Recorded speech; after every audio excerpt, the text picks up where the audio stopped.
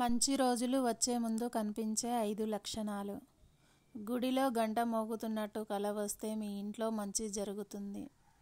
కలలో ఏనుగు లేదా గుర్రం కనిపిస్తే త్వరలో లక్ష్మీ కటాక్షం కలుగుతుంది అని అర్థం. గోమాత కలలో వస్తే కష్టాలు తొలగిపోతాయి. పూజ చేసి హారతి ఇచ్చేటప్పుడు దేవుని ఫోటోకి పెట్టిన పువ్వులు కింద పడితే మీకు మంచి రోజులు రాబోతున్నాయని అర్థం.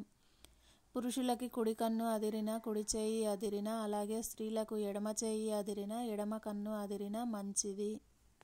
మంచి అలవాట్లున్న వ్యక్తికి విలువ పెరుగుతూ వెళ్తుంది. దురలవాట్లున్న వారికి విలువ దిగజారుతూ ఉంటుంది.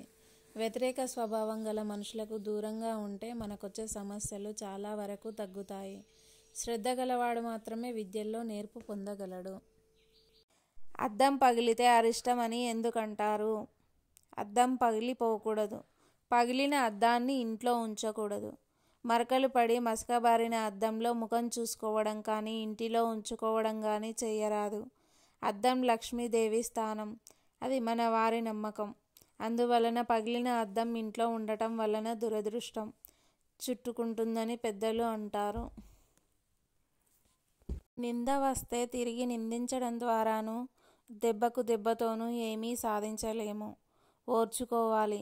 ఎంతగా ఓర్చుకోవాలంటే నీ ఓర్పు నిన్ను బాధించిన వారికి ఆపుకోలేని బాధను కలిగించి తన తప్పును ఒప్పుకునే వారే నిన్ను క్షమాపణ అడిగే వరకు ఓర్చుకోవాలి.